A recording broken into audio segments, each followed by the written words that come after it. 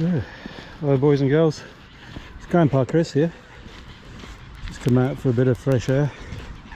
Today I think it's the 20th of November, something like that. Been stuck in the house for a long time. So I've come over to Wanstead Park, which is about 1.5 miles from my front door. And these are what they call the ornamentals.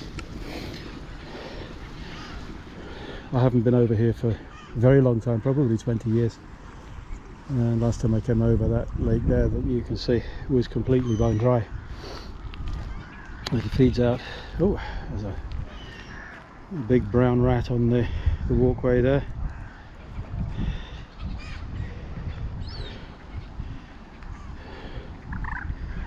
It's a very popular area with the walkers. On the other side you have, it feeds through in a little underground stream or gully from one lake to the other. And again, last time I was here this was all bone dry, so it indicates just how much rain we've had.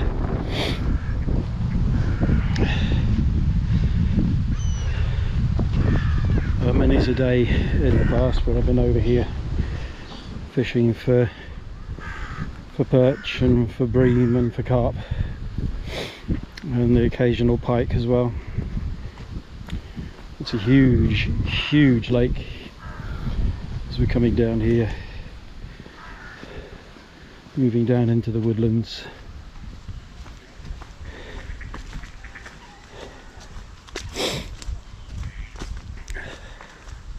Sorry about the sniffing in the background. I've got a nose that's running like a blooming 1,000-metre runner.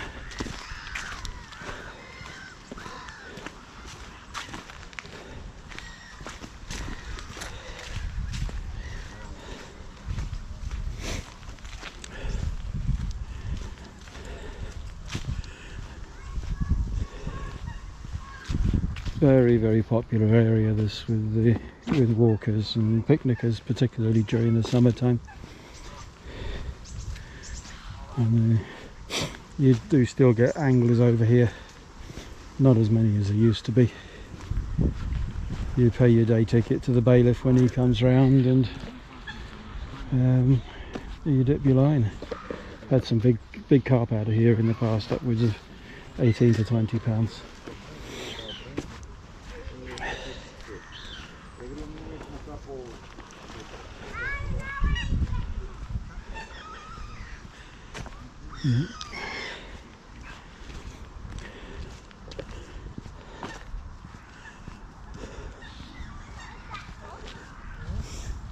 I got a bit of parole this afternoon.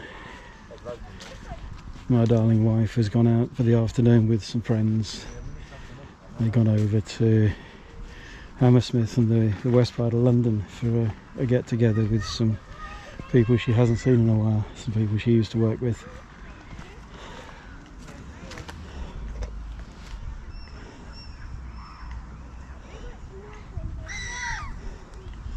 And rather than just sit in the living room watching the Grand Prix or watching the DP golf, and by the way, Rory McIlroy is now the world's #1, the European #1 and the FedEx #1. Pretty much makes him the best golfer on the planet. Yes, I know where the stable is. They're playing over in Dubai at the moment, and all the warm weather. And you've got the Dubai Grand Prix just about to start as well. But we all know that Verstappen will win it. Hamilton will probably crash.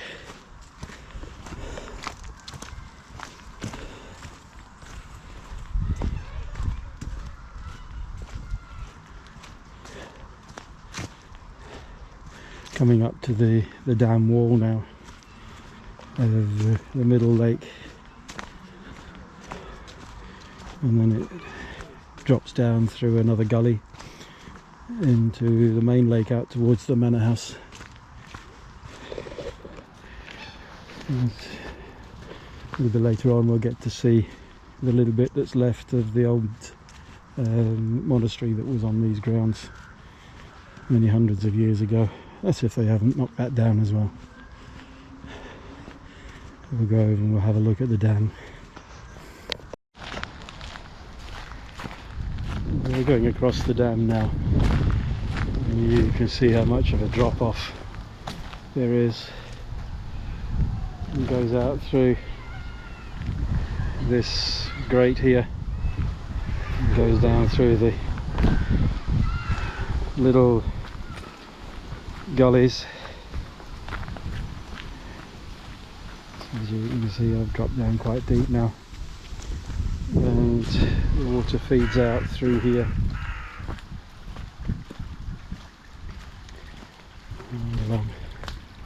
Can't go too far through here because there's fallen trees and there's all sorts of debris, but you used to be able to walk through this path out to where the big fallen tree is.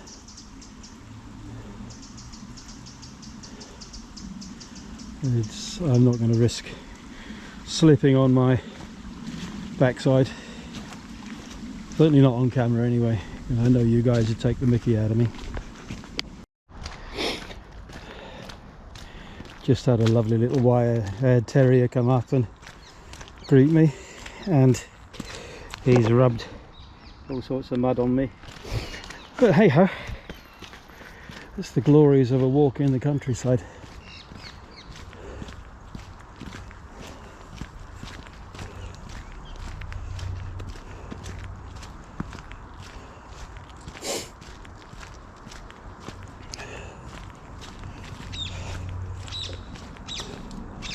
Got a parakeet just above my head, squawking away.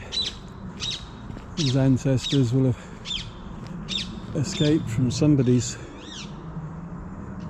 cage and bred over the years. There's big flocks of them around here.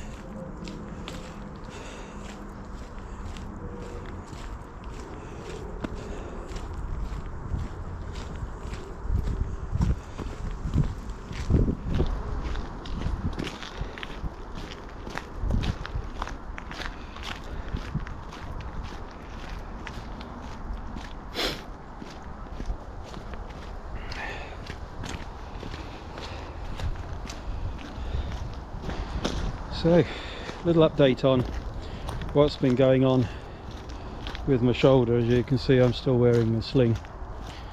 I had hoped to have my surgery, and I was told that it would take place towards the end of September, but unfortunately, due to illness in the staff, it got cancelled, and that was the third time it was cancelled. It's been put back another couple of times since then. Unfortunately, the condition of my shoulder has deteriorated now to the point where I can't use my arm for anything really other than holding my knife and holding a cup of tea. They're going to be fully replacing the shoulder joint. They're going to be grafting in new donor muscle tissue into several areas in the shoulder which can't be repaired. And I found out on Friday that there's another delay, and they're not going to be doing the surgery before Christmas and into the new year, which pretty much writes off the whole of 2023 for me.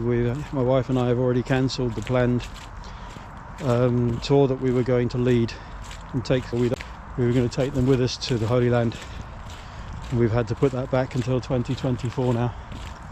Let's go across and see how the river is. So that's pretty much the story at the moment.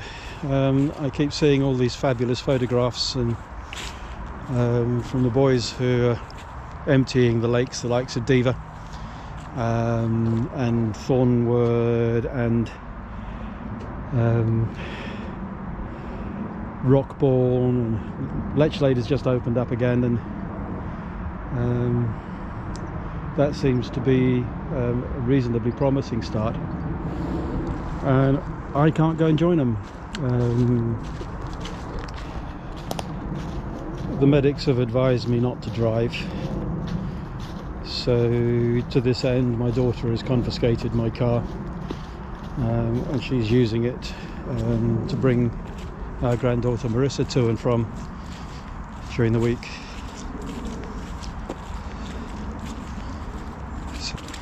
But I'm not allowed to drive, which is why you're not seeing me on the bank. Hopefully, and it is hopefully, I'll get a chance to get the job done. And you can bet your bottom dollar I'm going to push when it comes to the recovery time. I'm going to push hard. I'm not going to sit on my backside just feeling sorry for myself.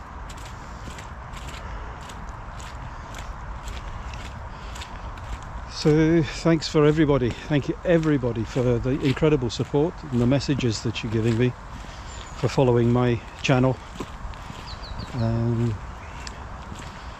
So many new members joining the fly fishing club, and it's always great to see new boys coming along. And thank you for viewing my videos. Thank you for subscribing to my channel. Hopefully the little bits that I put on and have put on, you've enjoyed. So anyway, let's get back to Mother Nature. You've heard enough of me waffling and whiffling on.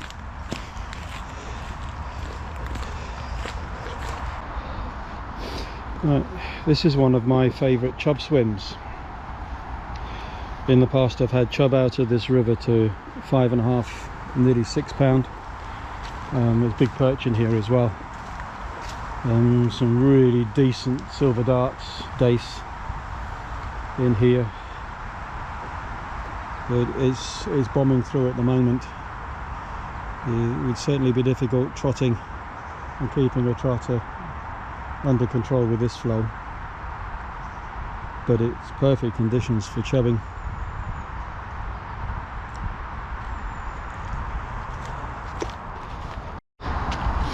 Okay, they call this the junction.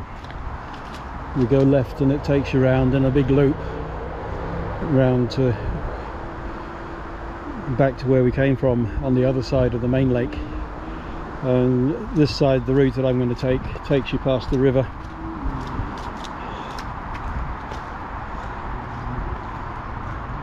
This is part of the old fishery.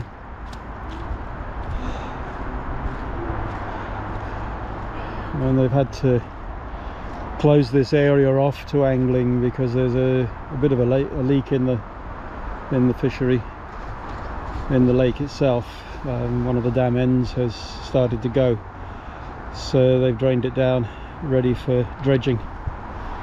I don't know when that's actually going to take place, but on the other side you've got part of the river going in that direction. It takes you all the way down through Ilford and down into the River Thames, about 4 miles from here.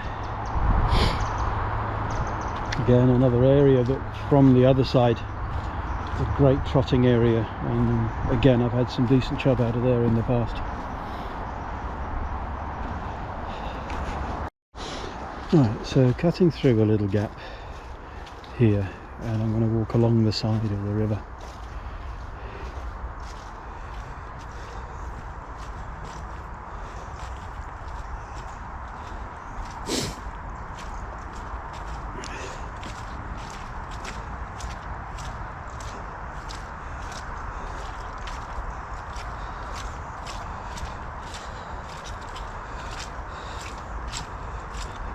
I'm beginning to think Wellingtons would have been a better idea, but hey ho.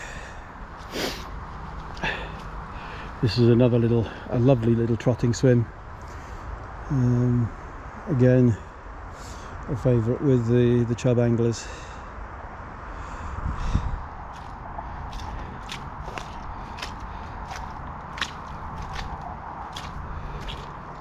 Squelch, squelch, splodge, splodge.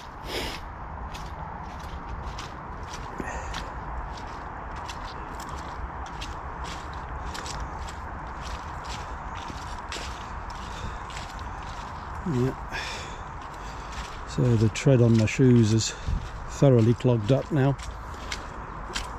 Starting to find it a bit slippery.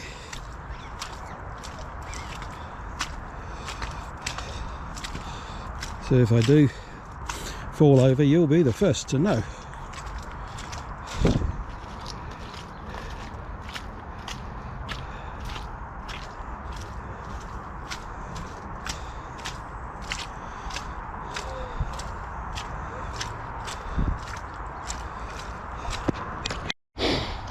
So here you have a casualty of the recent storm. These ancient woodlands, part of the old Wanstead Park, go back hundreds and hundreds and hundreds of years.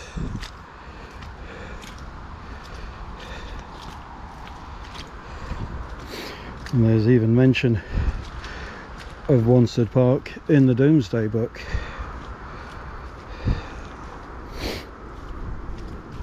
Not the Doomsday Book. Talking a load of bollocks here in the Magna Carta. With all this mud, it'll probably be doom for me. But it's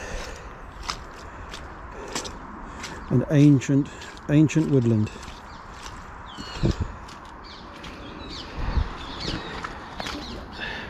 In places there's not that much room to move.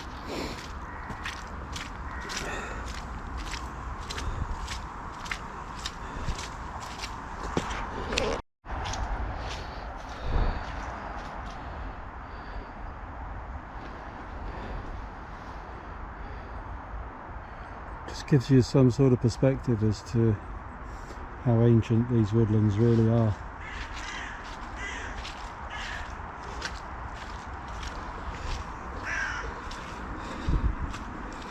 I'm going to hold on to this one as I go past here because it's a bit on the old squudgy side.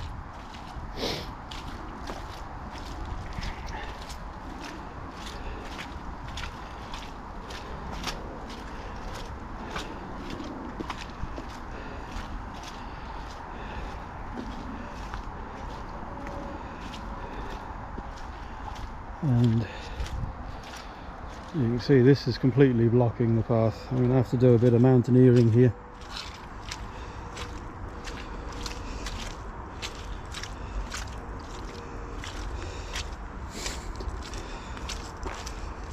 And you see how it's so completely altered the path. That path used to go right the way across there.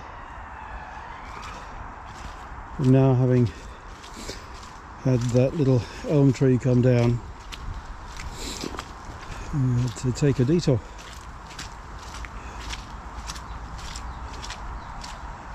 The old London plane tree there, that'll make a bang and a splash when it goes down.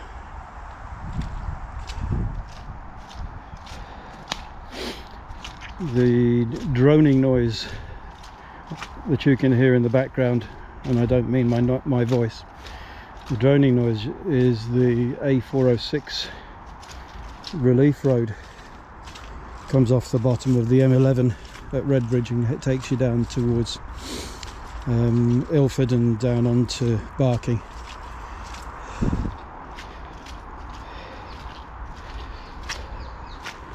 And when I first moved into the area, that didn't exist. So as I said, we've been here for 42 years now in this area.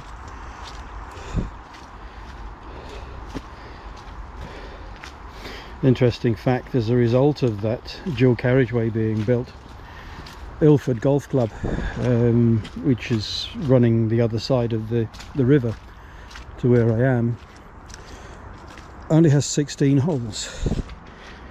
They pinched the 9th and the 16th, laid tarmac on it for the dual carriageway. So now there's a couple of holes that you have to play twice. Again, I haven't played there for 35 years. Well, they've come back out onto the main path now.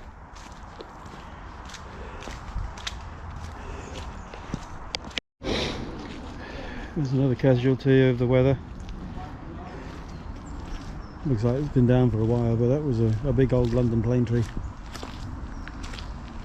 When you look at the size of that one,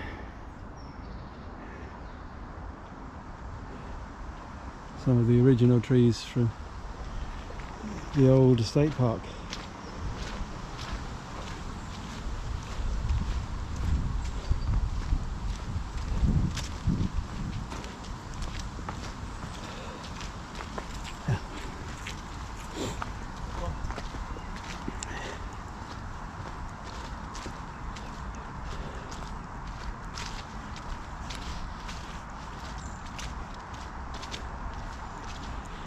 These trees are truly ancient.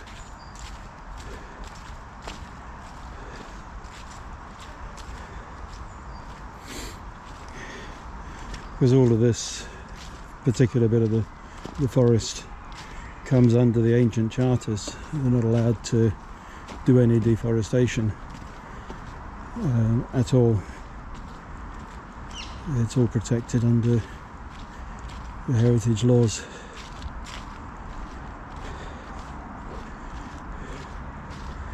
Back in ancient times, this would have been part of the old Epping forest. Now Epping is a long way away from here. But as I said, this used to be all part of it. Now, coming up to where there used to be a waterfall,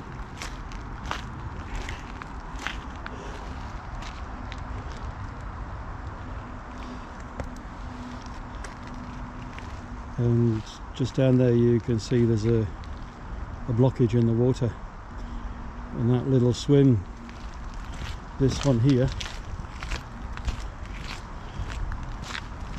and this one we're just coming up to now, where the fallen tree is. You wouldn't be able to fish it now, but it used to be a manicured swim, and I used to trot down here. And there was one afternoon I had 11 chub over the 4 pound mark, and the biggest was just under 6, and it was a couple of casters on the size 16 under a chubbing float right up against the far bank over there. Just let them trot down, and the takes was savage, constantly feeding maggots and casters in. Mainly the maggots, because the casters at the time were not so easy to come by. My keep net was full at times. I've fished it from the other side. There used to be a bridge about 2 miles down, which was washed away in the 1987 storms, and they never rebuilt it. During those storms, I would have been standing sort of on the edge of where the water levels were up to. The houses across the road that you can see were all subjected to flood warnings, but the water was right up to where my feet are now, which is about 9 feet above what the level is now, and the level is actually quite high at the moment. So yeah, that 1987 storm, the big one, where they say over 20 million trees were blown down in the south of England, it's devastated this park. They lost hundreds and hundreds of trees.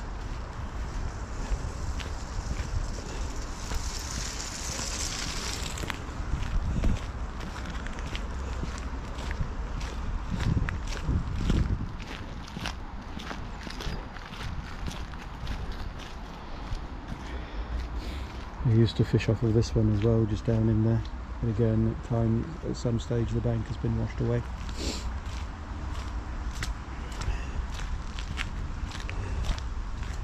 That's the old pump house.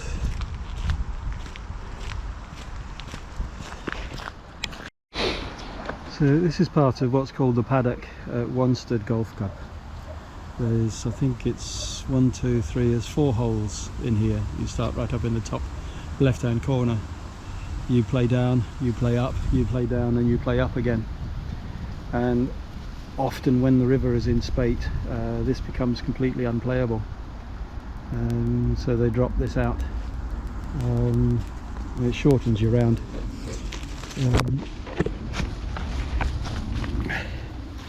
Take your life in your hands there. Whoops. Bad bottom alert.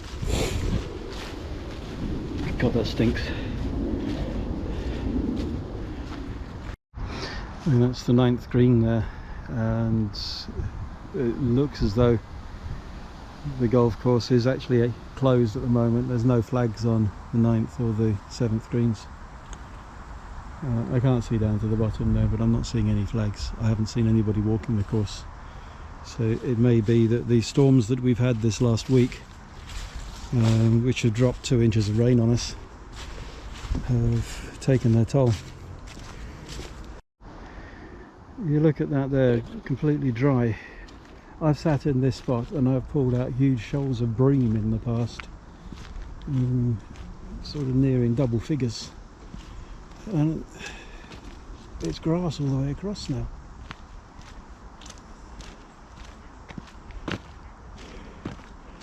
So that's been drained out like that for a very, very long time, with all of the ryegrass and the reeds that have grown up. It's several seasons. You've got the bulrushes.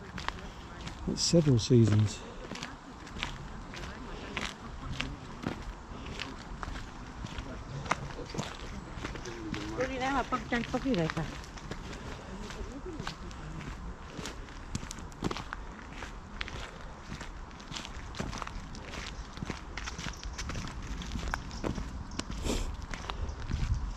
So that's the old deep pool. It used to be 8 to 10 feet deep out there. It used to go all the way out through the back. There used to be a gap right the way through to the other side of the lake. Used to be able to row a little rowing boat across there.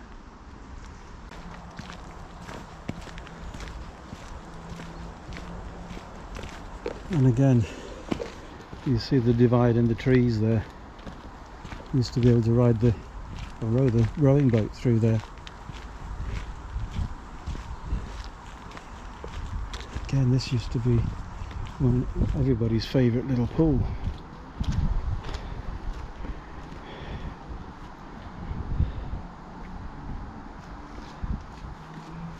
It was everybody's favourite pool. Now you've got 6 inches of water and then nothing but mud. Right, as far as you can see is part of the original lake. It's something like 26 acres of water.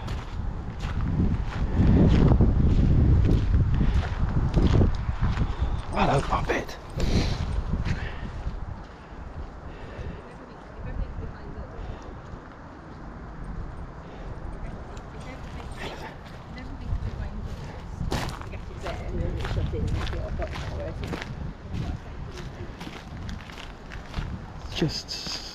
I can't imagine, just can't imagine it. I'll have to try and find the photographs that I took here when our daughter was 3 and we came over here and we had a picnic. That's used to take you up to the old manor house right up in the distance there. That's no longer there.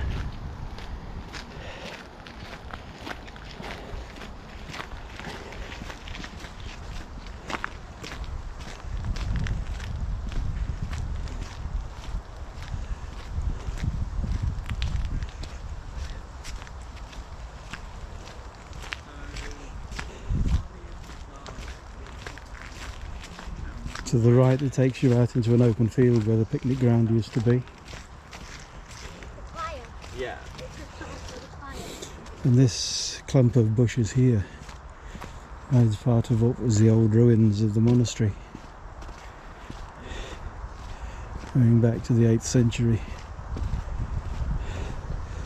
So you can still see that it's wrapped in the blue over there. That's the last of the standing walls.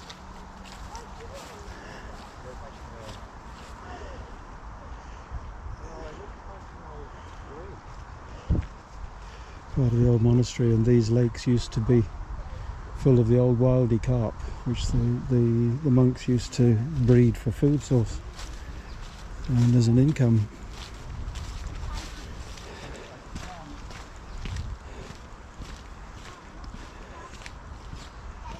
That's all that's left.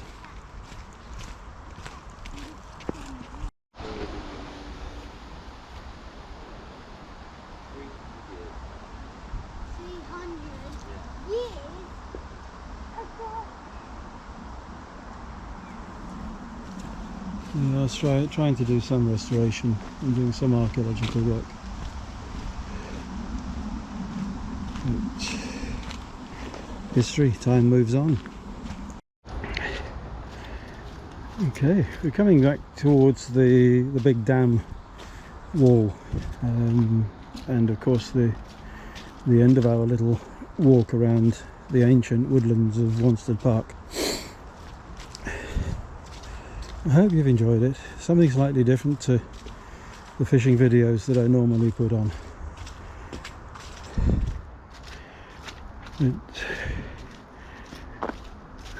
The way things are at the moment, I can't fish. I can't hold a rod to cast.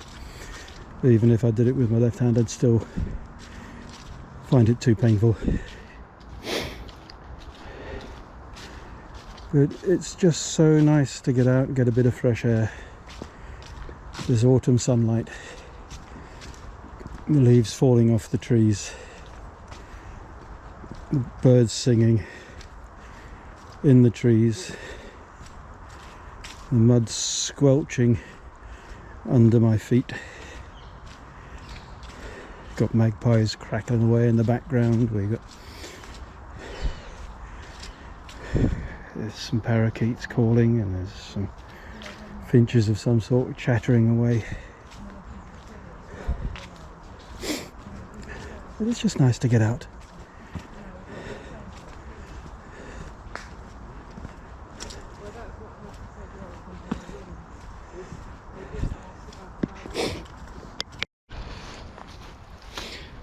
One of the things I've been doing to occupy my time is I've got my fly vise out, and I'm learning how to tie a few flies. I've been watching some of the online videos posted by the likes of Stewie Easy and Martin Williams and Robert Alp, and I'm finding them fascinating, trying to imitate what they're tying. It's interesting and challenging because I'm predominantly right-handed. We can't use my right hand for anything really, so I'm learning how to do it all left-handed. Now in some respects I'm lucky because I've always been able to write and to draw and to do a lot of other things with both hands, but it's fascinating trying to use the whip finishing tool left-handed. Absolutely fascinating.